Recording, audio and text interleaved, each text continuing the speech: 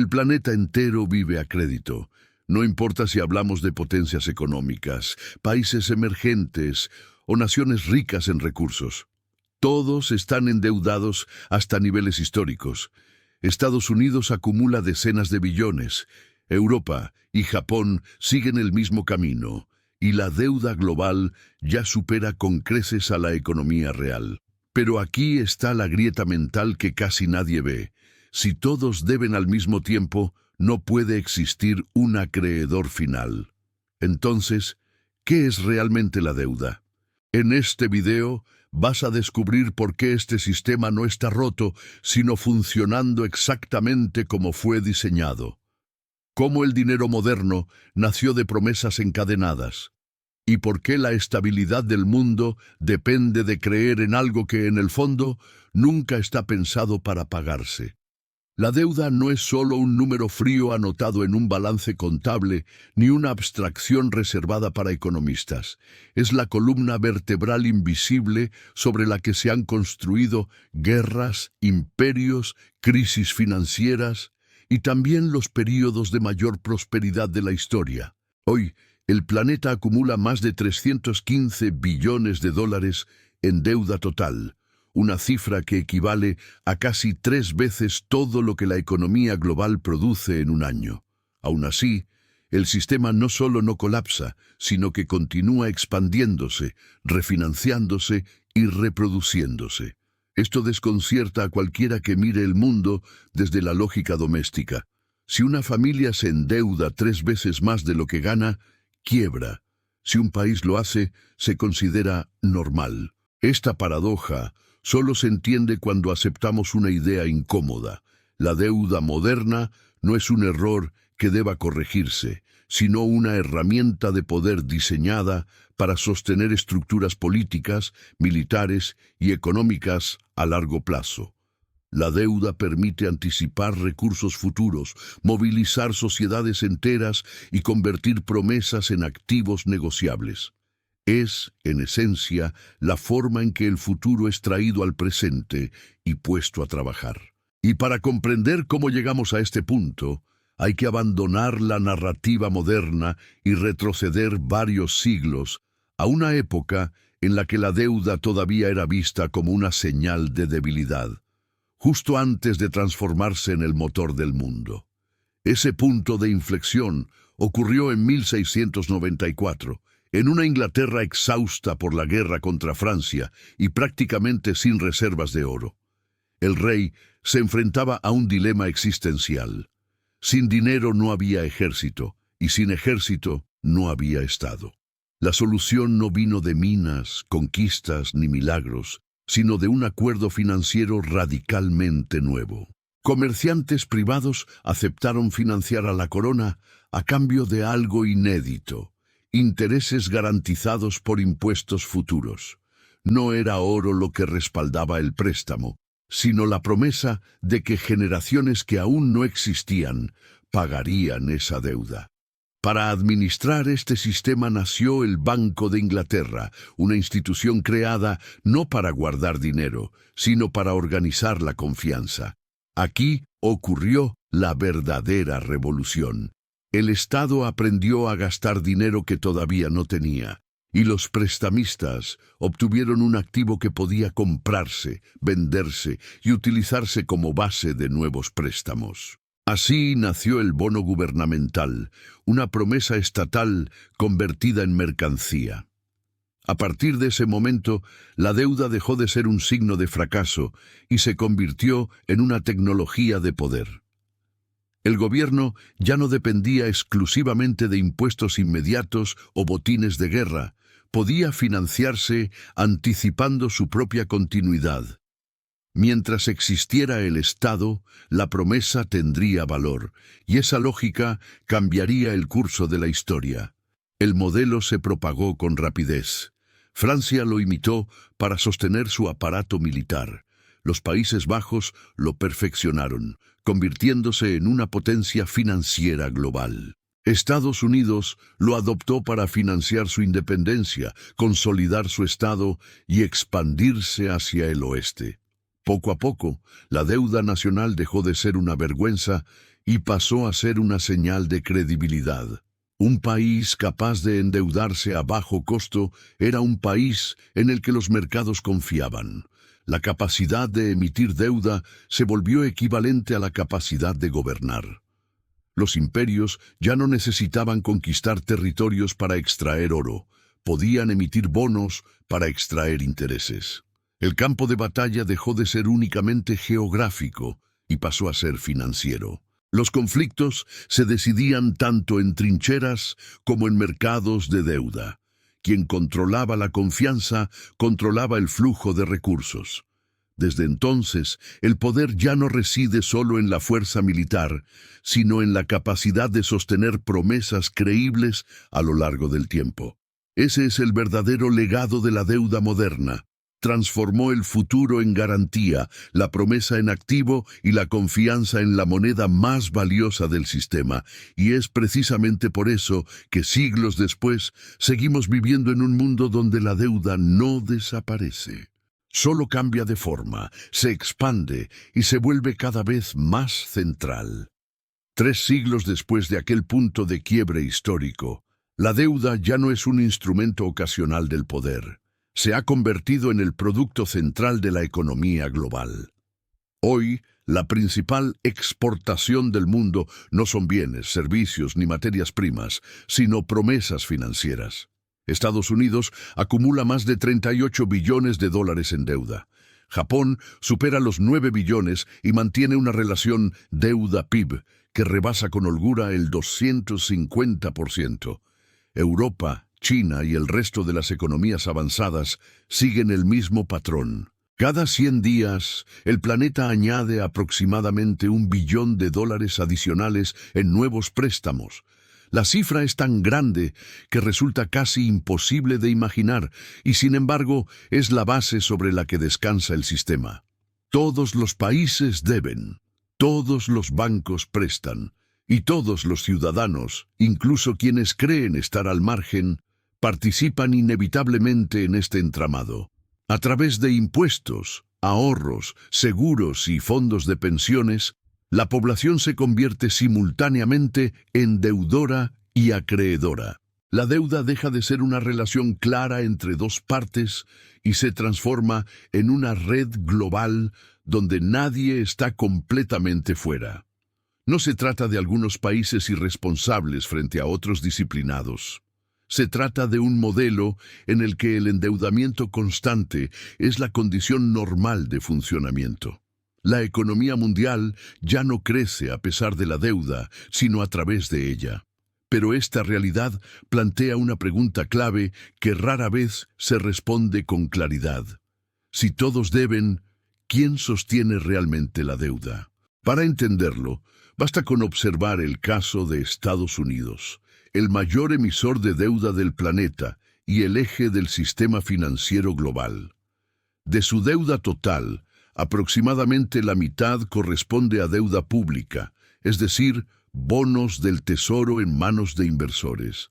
Y aquí aparece la primera sorpresa.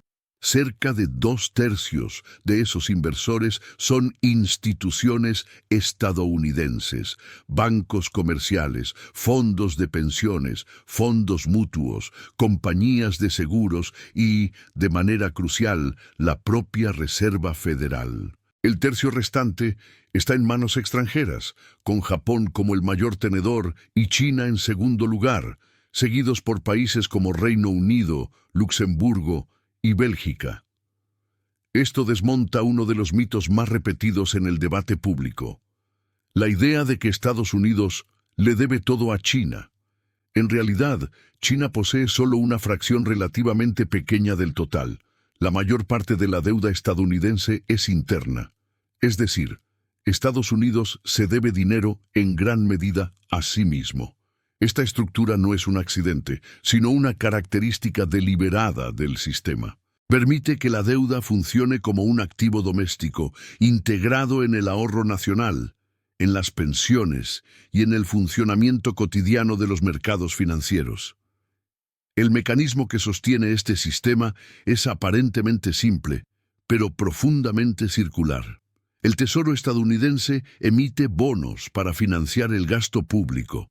Las instituciones financieras los compran porque son considerados el activo más seguro del mundo. La Reserva Federal, cuando lo considera necesario, recompra esos mismos bonos creando nuevos dólares de la nada. Ese dinero entra al sistema financiero, reduce tensiones y mantiene la liquidez. Al mismo tiempo, los ciudadanos pagan impuestos que sirven para cubrir los intereses de esos bonos. ¿Y a dónde van esos intereses? Regresan, en gran parte, a los mismos ciudadanos a través de fondos de jubilación, inversiones institucionales y ahorros indirectos. Es un circuito cerrado de promesas, pagos y confianza. La deuda es real, los contratos son reales y las cifras importan.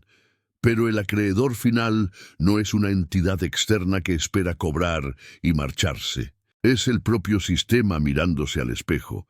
Esta circularidad explica por qué la deuda puede crecer durante décadas sin ser pagada en el sentido tradicional. No está diseñada para desaparecer, sino para rotar, refinanciarse y seguir funcionando como la base sobre la que se construyen los mercados, las pensiones y la estabilidad financiera. Mientras esta rueda siga girando y la confianza no se rompa, la deuda no es vista como una amenaza, sino como el pegamento que mantiene unida a la economía global. Este patrón no es una anomalía estadounidense, es la lógica central del sistema financiero global. Japón presta a Estados Unidos comprando bonos del Tesoro. Estados Unidos, a través de sus instituciones y su influencia, presta a Europa.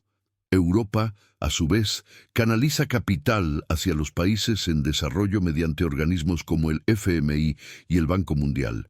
Y esos mismos países en desarrollo, paradójicamente, terminan devolviendo gran parte de ese dinero, manteniendo sus reservas en bonos occidentales, principalmente en dólares y euros. El resultado es un circuito planetario de pagarés cruzados en el que cada nación sostiene la promesa de otra. Nadie está completamente arriba ni completamente abajo en la cadena. Es una mesa de póker global donde todos juegan con fichas prestadas y donde la única regla real es que nadie puede levantarse. Si un actor importante abandona la partida, el equilibrio se rompe y el sistema entero corre el riesgo de colapsar.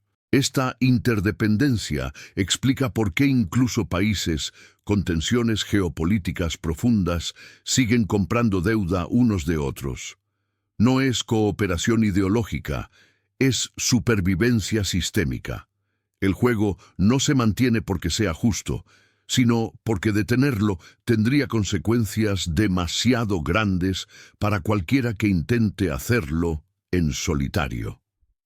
En el centro de esta red se encuentran los mercados financieros y las grandes instituciones que los dominan. Fondos de pensiones que administran los ahorros de millones de personas, fondos soberanos que gestionan la riqueza de países enteros, bancos centrales y gigantes financieros privados controlan decenas de billones de dólares en activos. Son ellos quienes, en la práctica, determinan qué países pueden endeudarse a bajo costo y cuáles deben pagar intereses cada vez más altos para sobrevivir. No lo hacen por ideología ni por moral, sino por percepción de riesgo. Cuando los mercados confían, el dinero fluye y las tasas de interés se mantienen bajas. Cuando la confianza se erosiona, la reacción es brutal. Las monedas se desploman, el crédito se seca y los gobiernos se ven obligados a aplicar ajustes drásticos en cuestión de semanas. La historia reciente está llena de ejemplos. Crisis de deuda que no comenzaron por falta de recursos reales, sino por un cambio repentino en la percepción de los inversores. En este sentido, la democracia decide quién gobierna, pero los mercados deciden cuánto margen de maniobra tiene ese gobierno. La soberanía económica ya no depende solo de fronteras y ejércitos, sino de la capacidad de mantener la confianza de actores financieros anónimos y dispersos por todo el planeta. Su función no se limita a regular la inflación o estabilizar la economía. Los bancos centrales crean la materia prima del sistema financiero, el dinero. Cada vez que compran bonos gubernamentales, no transfieren recursos existentes, sino que crean nuevo dinero a cambio de deuda. Un pasivo en el balance del Estado se convierte en un activo en el balance del Banco Central, y ese activo se transforma en liquidez para el sistema. Este proceso revela una verdad fundamental: no existe dinero sin deuda. Cada unidad monetaria en circulación representa una promesa de pago en algún punto del entramado financiero. Billetes, depósitos bancarios y monedas digitales son, en esencia, deudas que el sistema se debe a sí mismo. Todo funciona mientras esa promesa sea creíble.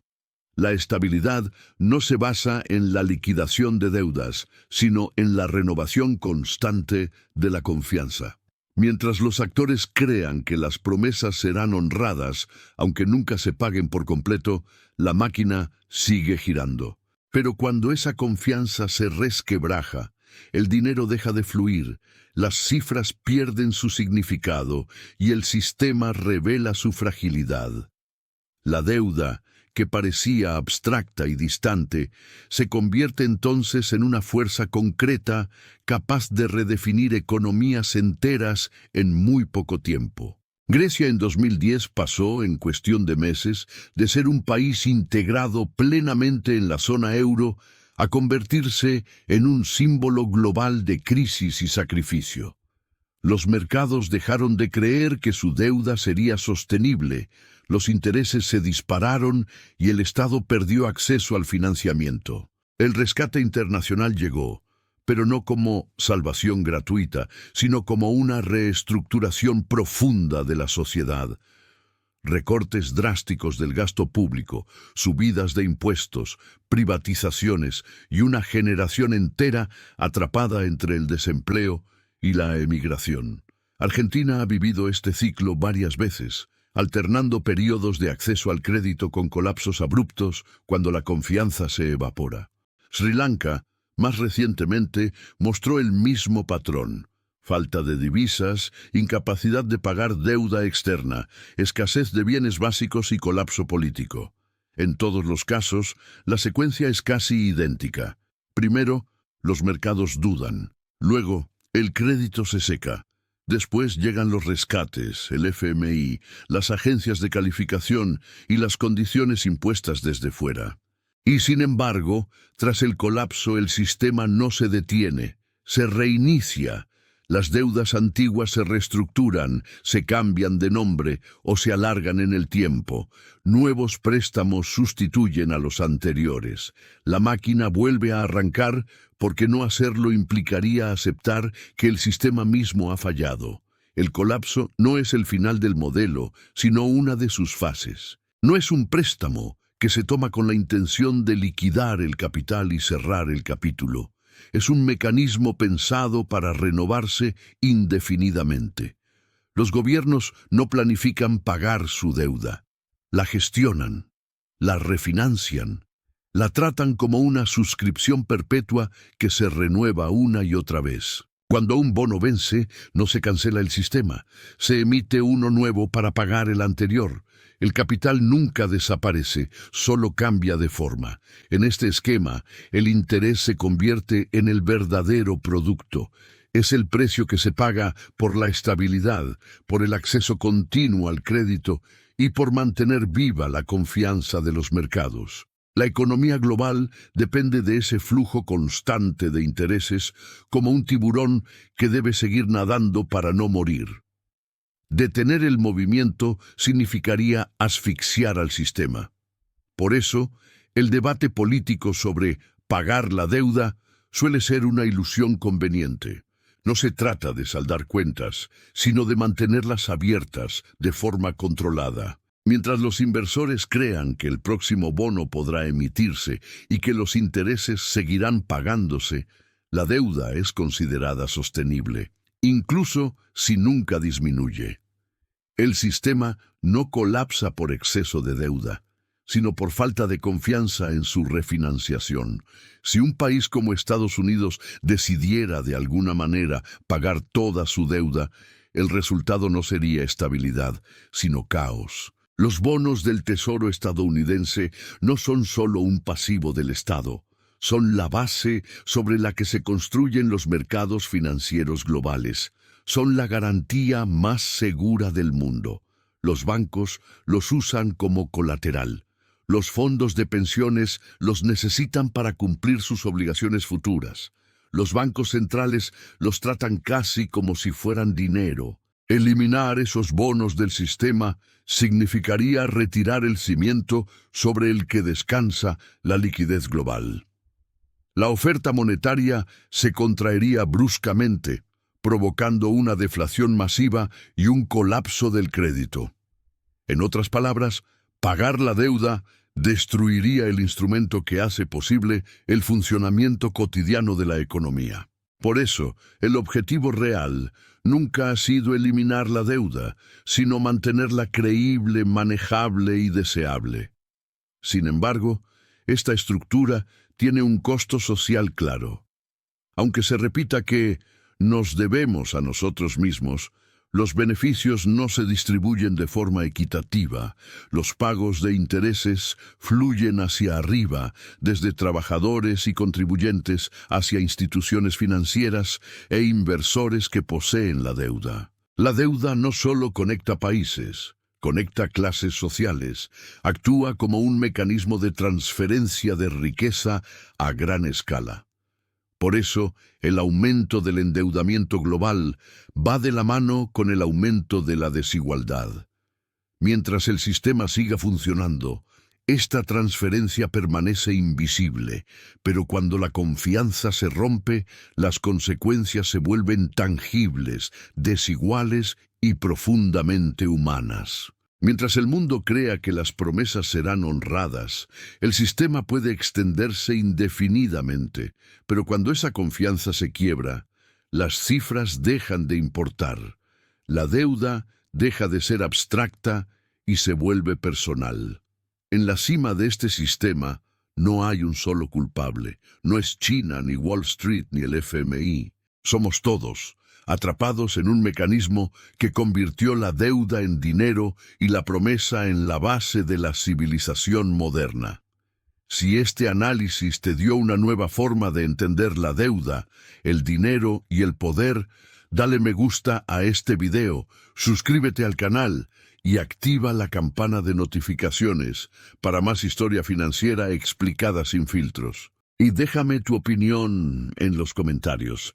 ¿Crees que este sistema puede sostenerse indefinidamente o estamos más cerca de su límite de lo que nos dicen?